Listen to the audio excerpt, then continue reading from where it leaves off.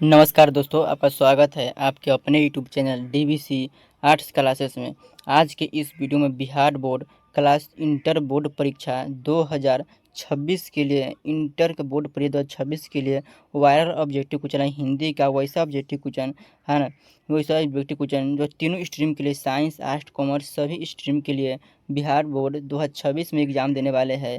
आप सभी वैसा ऑब्जेक्टिव खोजते जो आपको बोर्ड परीक्षा में काफ़ी ज़्यादा है ना इम्पोर्टेंट है। और बोर्ड परीक्षा के लिए यह प्रश्न काफ़ी ज़्यादा इम्पोर्टेंट है। यह प्रश्न आप लोग देख लेते हैं तो बिहार बोर्ड में आप अच्छे से है ना कंप्लीट आप तैयारी कर जाते हैं इस चैनल से, तो आपको एक भी प्रश्न आपको बोर्ड परीक्षा में एक भी प्रश्न नहीं छूटेंगे। यह आज के क्लास में 50 ऐसा ऑब्जेक्टिव क्वेश्चन बताने वाले हैं जो बोर्ड परीक्षा में बार बार पूछे जाते हैं, हर साल पूछे जाते हैं।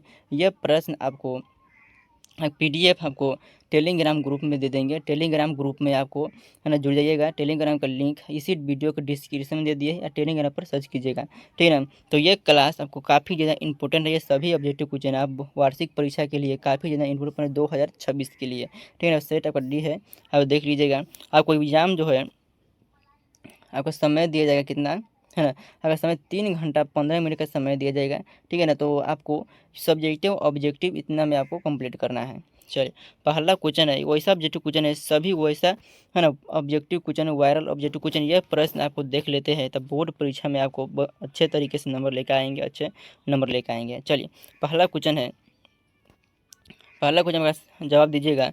पहला क्वेश्चन है, सूबेदारनी किस कहानी की पात्रा है? सूबेदारनी किस कहानी की पात्रा है? तो याद रखिएगा, सूबेदारनी पूछे, लहना सिंह पूछे, बोधा सिंह पूछे, हजरा सिंह पूछे, ये सभी जो है ना उसने कहा था कहानी का पात्र है। ऑप्शन आपका बी सही जवाब मिल जाएगा। उसने कहा था कहानी का पात्र है लहना सिंह, सूबेदारनी और हजरा सिंह, वजीरा सिंह, सभी उसने कहा था कहानी का पात्र है। उसने कहा था कहानी में कितने वर्ष का लड़की से, तो लड़की 8 वर्ष के थे, लड़का 12 वर्ष के थे। लड़का और लड़की कहाँ रहते थे? तो अपने मामा के यहाँ, अपने मामा के यहाँ रहते थे, मंगरे माझे में। कहाँ पर मिले थे? तो अमृतसर के भीड़ भरे बाजार में मिले थे, याद रखिएगा। चलिए, और सूबेदारनी की बेटा का नाम पूछे, सूबेदारनी की बेटा कौन है? तो बोधा सिंह। क्या है? बोधा सिंह सूबेदारनी के बेटा का नाम है। इसका पति का नाम क्या है? हजरा सिंह, है ना। हजरा सिंह का पति का नाम है, याद रखिएगा। चलिए, अगला क्वेश्चन है, मालती के बच्चे का क्या नाम है? मालती के बच्चे का क्या नाम था?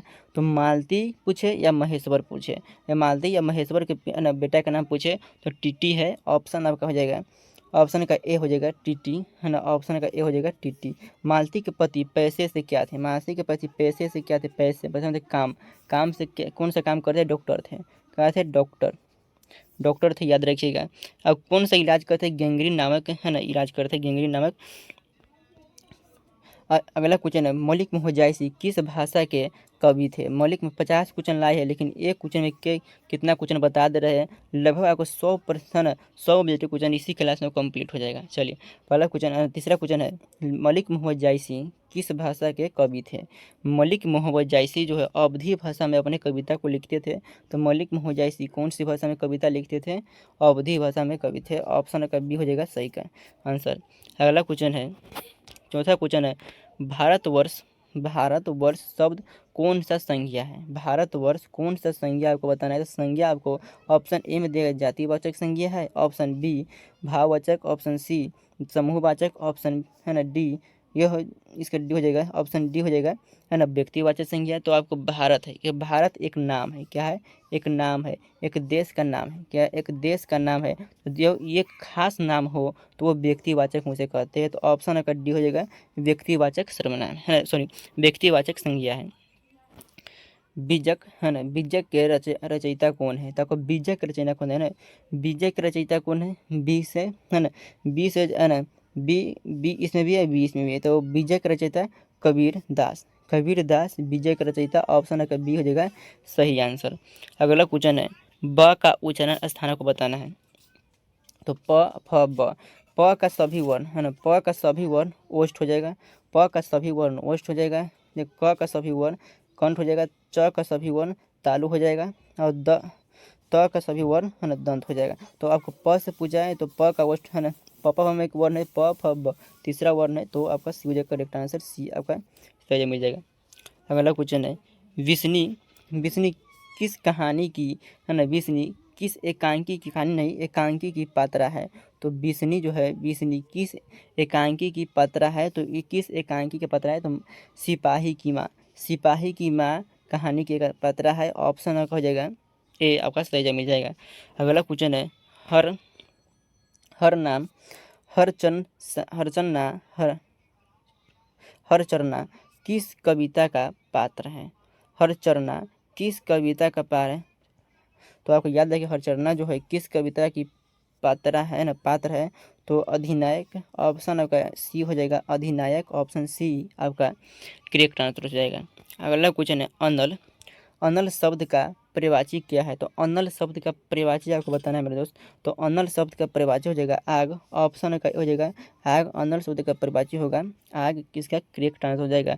बहुत इंपॉर्टेंट सभी प्रश्न लाया है, सभी ऑब्जेक्टिव क्वेश्चन को आप लोग अच्छे तरीके से देखिए। इसका पीडीएफ लेने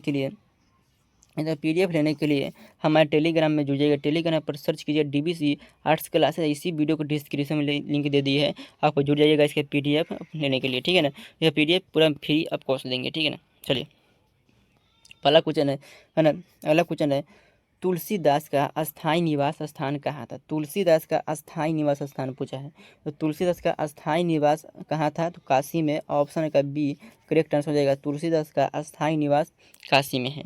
और अगला क्वेश्चन है, भगत सिंह का, है ना, भगत सिंह का जन्म कब हुआ था। भगत सिंह का जन्म कब हुआ था, याद रखिएगा। भगत सिंह का जन्म सन 1927 है ना, 7 ईस्वी में हुआ था। 1907 ईस्वी में भगत सिंह का जन्म हुआ था। ऑप्शन ए, है ना, ऑप्शन ए आपका करेक्ट आंसर हो जाएगा। चलिए अगला क्वेश्चन है, चैनल को अभी तक आप सब्सक्राइब नहीं किए, चैनल को आप लोग सब्सक्राइब कर लीजिएगा। ऐसा ऑब्जेक्टिव क्वेश्चन, है ना, आपको देखने के लिए इसी चैनल पर आपको मिलेगा। तो इस चैनल पे जितना भी वीडियो आ रहा है सभी वीडियो आप लोग देख लेते हैं, तो हिंदी में आप 100 में 100 लेकर आएंगे, ये गारंटी है, 100% ये गारंटी है। आप हिंदी में न लेके आए उसके बाद हमें कहिएगा सर अब क्वेश्चन नहीं जा रहा, ऐसा हो नहीं सकता है। जो भी वीडियो देखेगा तो आपको 110% ये सभी क्वेश्चन आपको देखने के एग्जाम हॉल में देखने के लिए मिलेगा, ठीक है ना। चलिए अगला क्वेश्चन है, नाच नचाना मुहावरे का अर्थ है। तो नाच नचाना मुहावरे का अर्थ होता है तंग करना। नाच नचाना मुहावरे का अर्थ होता है तंग करना। तो ऑप्शन आपका हो जाएगा बी करेक्ट आंसर हो जाएगा। नाच नचाना मुहावरे का अर्थ है तंग करना। अगला क्वेश्चन है, जिस कवि का मूल नाम, है ना, किस कवि का मूल नाम राम बोला था। तो राम बोला किस कवि का नाम है। तो राम बोला जो है मूल नाम है किसका, तुलसीदास का मूल नाम राम बोला है। ऑप्शन का हो जाएगा ए, तुलसीदास का मूल नाम राम बोला है। अगला क्वेश्चन है, बालकृष्ण भट्ट किस काल के रचनाकार है। तो बालकृष्ण भट्ट किस काल के रचनाकार थे। देखिए बालकृष्ण भट्ट भारतेंदु युग के रचनाकार है। ऑप्शन का ए हो जाएगा सही आंसर, भारतेंदु युग के रचनाकार है। भारतेंदु युग के रचनाकार है। और बालकृष्ण भट्ट कौन से पत्र, है ना, पाठ लिखे थे। तो बातचीत पाठ लिखे थे। बातचीत कौन सी विधा है, बातचीत कौन सी विधा है, तो एक निबंध है कि ललित निबंध है ना, ललित निबंध याद रखिएगा। अगला क्वेश्चन है, औ उपसर्ग से बना हुआ शब्द कौन सा है। तो औ, है ना, औ बताना है। तो औ उपसर्ग के बना हुआ उपसर्ग कौन सा है। तो अवज्ञा, औ जोर, है ना, जो बनता है औ जोर अज्ञा, औ जोर अज्ञा से बनता है अवज्ञा। तो ऑप्शन हो जाएगा, है ना, डी आपका करेक्ट आंसर हो जाएगा। अगला क्वेश्चन है, कारक के कितने भेद हैं। कारक के कितने भेद है। कारक के सभी ट्रिक पढ़ाए हैं, ट्रिक नहीं देखे हैं, ट्रिक नहीं देखे तो ट्रिक आप इसी चैनल के डिस्क्रिप्शन में लिंक दे देंगे, ट्रिक आप लोग देख लीजिएगा। ट्रिक सबसे ट्रिक देखिएगा तो कारक का 1 मिनट में आपको, है ना, चिन्ह पहचान लीजिएगा। चलिए तो कारक अभी पूछा है, कारक के कितने भेद है। कारक के 8 भेद है। एक एक करके हम कारक को पढ़ाए हैं। तो ऑप्शन का ए हो जाएगा, कारक के 8 भेद है। अगला क्वेश्चन है, तुलसीदास के दीक्षा गुरु कौन थे। तुलसीदास के दीक्षा गुरु का बताना है। तो तुलसीदास के दीक्षा गुरु नरहरिदास है। ऑप्शन का हो जाएगा सी, तुलसीदास के दीक्षा गुरु नरहरि दास हो जाएंगे। ऑप्शन आपका ए सही जवाब मिल जाएगा। अगला क्वेश्चन है, कुरमाई का अर्थ क्या होता है। कुरमाई का अर्थ क्या होता है। तो कुरमाई का अर्थ होता है मंगनी। कुरमाई का अर्थ होता है मंगनी। किस पाठ से लिया गया है। तो उसने कहा था कहानी इस पाठ से लिया गया है। लड़का बार बार लड़की से पूछा था क्या तेरी कुरमाई हो गई, क्या तेरी कुरमाई हो गई। तो लड़की क्या धत कर भाग जाती थी। तो ऑप्शन हो जाए बी आपका करेक्ट आंसर हो जाएगा 18 नंबर का।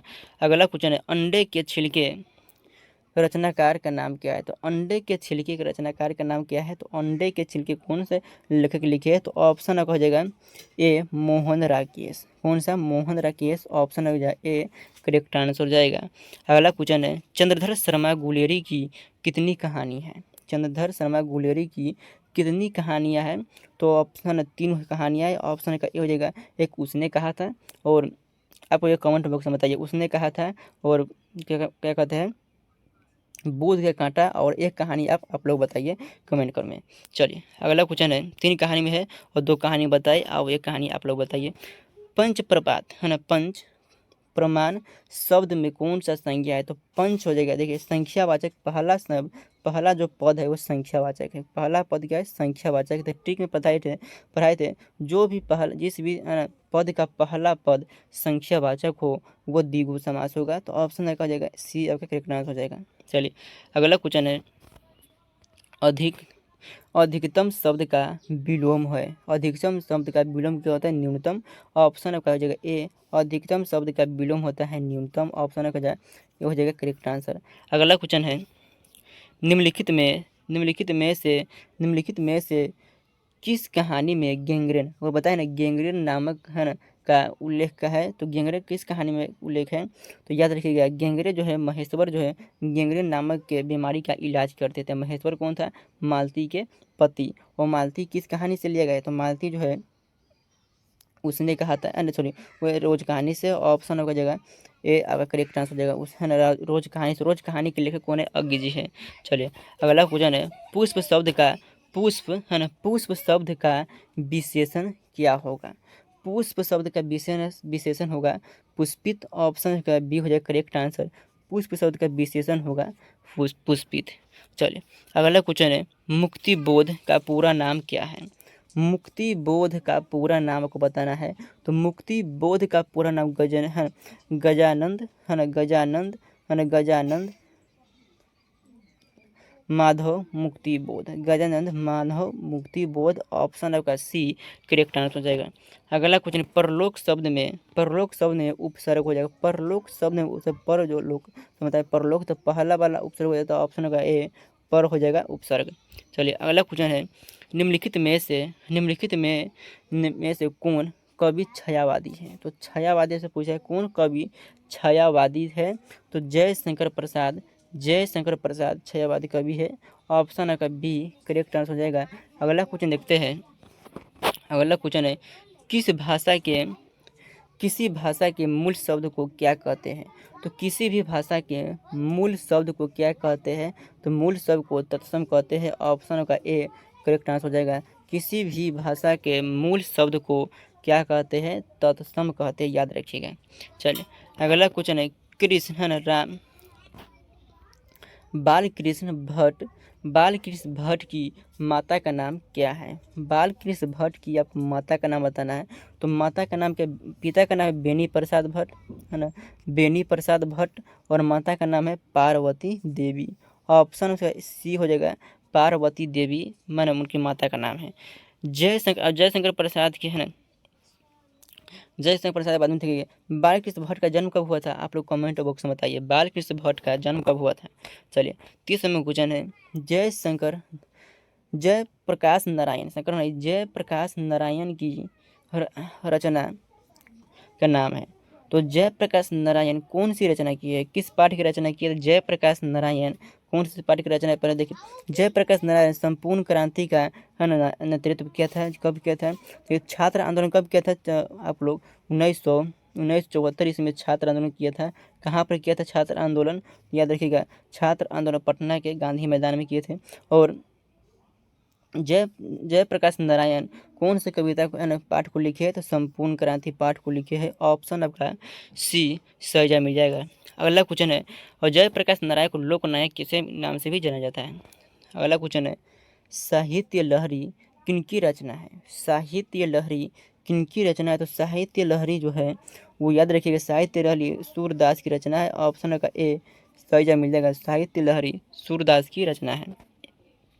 तुलसीदास का सर्वश्रेष्ठ महाकाव्य कौन सा है? तो तुलसीदास का सर्वश्रेष्ठ महाकाव्य कौन सा है? याद देखिए, तुलसीदास का सर्वश्रेष्ठ महाकाव्य रामचरितमानस है। ऑप्शन का सी इससे जो मिल जाएगा रामचरितमानस तुलसीदास का सबसे श्रेष्ठ रचना है। बजीरा सिंह किस कहानी का पात्र है? बजीरा सिंह या ना बजीरा सिंह किस कहानी का पात्र है? कहते हैं ना बजीरा सिंह आए, लहना सिंह आए, बोधा सिंह आए, हजरा सिंह आए, ये सभी उसने कहा था कहानी का पात्र है। ऑप्शन आपका ए सही मिल जाएगा। अगला क्वेश्चन है कमल नयन शब्द शब्द कौन सा समास है? कमल है जिसका नयन, कमल है जिसका नयन वो कर्मधारय समास हो जाएगा। ऑप्शन आपका सी करेक्ट आंसर हो जाएगा, कर्मधारय समास हो जाएगा। अगला क्वेश्चन देखते हैं। अगला क्वेश्चन गंडक नदी की चर्चा किस पाठ शीर्षक पाठ में की गई है? तो गंडक नदी की चर्चा किस पाठ में किया गया है? तो गंडक नदी की चर्चा ओ सदानीरा पाठ में किया है। ओ सदानीरा पाठ में किया गया है। ओ सदानीरा पाठ के लेखक कौन है? और है ना, आप लोग कमेंट बॉक्स में बताइए।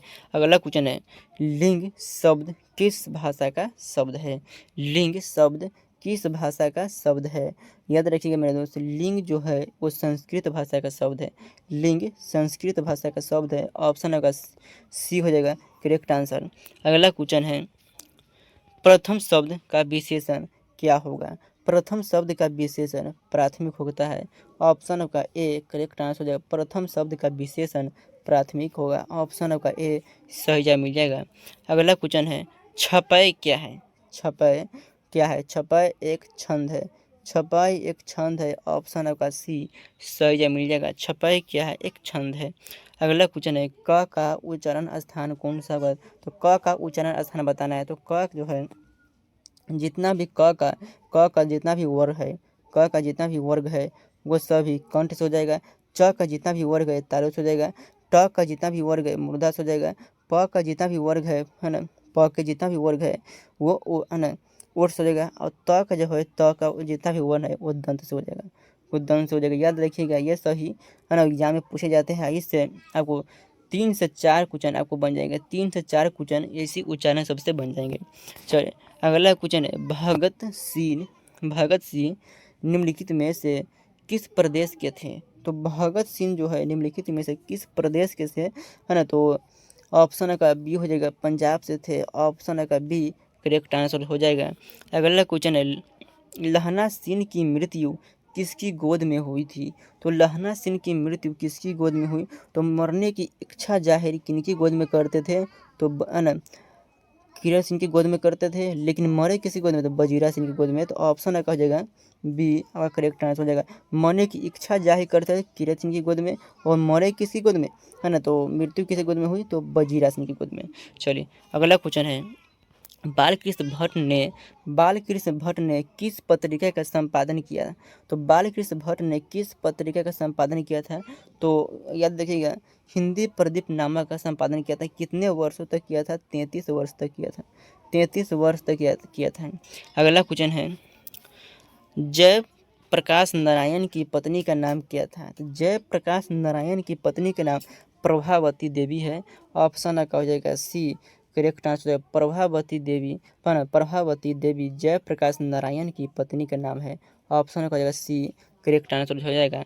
अगला क्वेश्चन है अर्धनारीश्वर किसका कल्पित रूप है? अर्धनारीश्वर शिव और पार्वती का कल्पित रूप है। ऑप्शन का ए सजा मिल जाएगा। शिव और पार्वती का कल्पित रूप है। महेश्वर की पत्नी का क्या नाम है? महेश्वर की पत्नी का क्या नाम है? महेश्वर की पत्नी का नाम मालती है। महेश्वर पैसे से क्या था? महेश्वर पैसे से क्या था? डॉक्टर था। महेश्वर पैसे से क्या था? डॉक्टर था। इनके बेटा का नाम क्या है? टीटी है। इनके बेटा का नाम क्या है? टीटी है। याद रखिएगा। अगला क्वेश्चन है महेश्वर तो किस कहानी के पात्र है? महेश्वर रोज कहानी के पात्र है। रोज कहानी के पात्र। रोज कहानी के लेखक कौन है? रोज कहानी के लिए कौन है? अज्ञ जी है। रोज कहानी के लिए कौन है? अज्ञ जी है। याद रखिएगा। अगला क्वेश्चन है भगत सिंह के चाचा का नाम क्या है? भगत सिंह के चाचा का नाम क्या है? तो याद रखिएगा भगत सिंह के चाचा का नाम अजीत सिंह है। ऑप्शन का बी करेक्ट आंसर हो जाएगा। भगत सिंह के चाचा का नाम अजीत सिंह है। याद रखिएगा। अगला क्वेश्चन है जायसी किस तरह के कवि है? जायसी मलिक मोहम्मद जायसी किस तरह के कवि है? सूफी कवि है। ऑप्शन का बी करेक्ट आंसर हो जाएगा एक सूफी कवि है। मलिक मोहम्मद जायसी किस भाषा में अपनी कविता को लिखते थे? मलिक मोहम्मद जायसी अवधी भाषा में कविता को लिखते थे। अवधी है ना, अवधी भाषा में कविता को लिखते थे। याद रखिएगा। अगला क्वेश्चन है सूरदास किस भक्ति के कवि थे? सूरदास किस भक्ति के कवि थे? सूरदास, तो सूरदास तो कृष्ण के भक्त थे। सूरदास कृष्ण के भक्त थे, तो कृष्ण भक्ति थे। ऑप्शन का बी करेक्ट आंसर हो जाएगा। सूरदास के किस भक्ति के भक्ति करते थे? तो कृष्ण भक्ति थे। सूरदास कैसे कि भक्ति के कवि है, किस भक्ति के कवि है? तो कृष्ण भक्ति है। अगला क्वेश्चन है, काशी में कितने वर्ष तक रहकर तुलसीदास ने शिक्षा प्राप्त की थी? काशी में कितने वर्ष तक रहकर शिक्षा प्राप्त किए थे? याद रखिएगा 15 वर्ष तक। ऑप्शन का बी हो जाएगा करेक्ट आंसर। 15 वर्ष तक रहकर तुलसीदास ने शिक्षा प्राप्त किए थे। ऑप्शन का बी करेक्ट आंसर हो जाएगा। अगला क्वेश्चन है, नाभादास किसके समकालीन थे? नाभादास तुलसीदास के समकालीन थे। ऑप्शन का बी सी हो जाएगा। नाभादास तुलसीदास के समकालीन थे। और आज के क्लास का अंतिम क्वेश्चन था। 50 सब्जेक्ट क्वेश्चन कराए हैं। 50 में से आप लोग कितना सही किया, आप लोग कमेंट बॉक्स में जरूर बताइएगा। आप लोग चैनल को अभी तक सब्सक्राइब नहीं किया, चैनल को आप लोग सब्सक्राइब कर लीजिएगा, बेल आइकन दबा लीजिएगा, अपने दोस्तों के पास शेयर कर दीजिएगा। और इसका PDF हमारे टेलीग्राम ग्रुप में दे देंगे, टेलीग्राम ग्रुप में जरूर जुड़ जाइएगा। टेलीग्राम का लिंक हमें डिस्क्रिप्शन में दे दिया है। तो जय हिंद, धन्यवाद, मिलते हैं अगले क्लास में।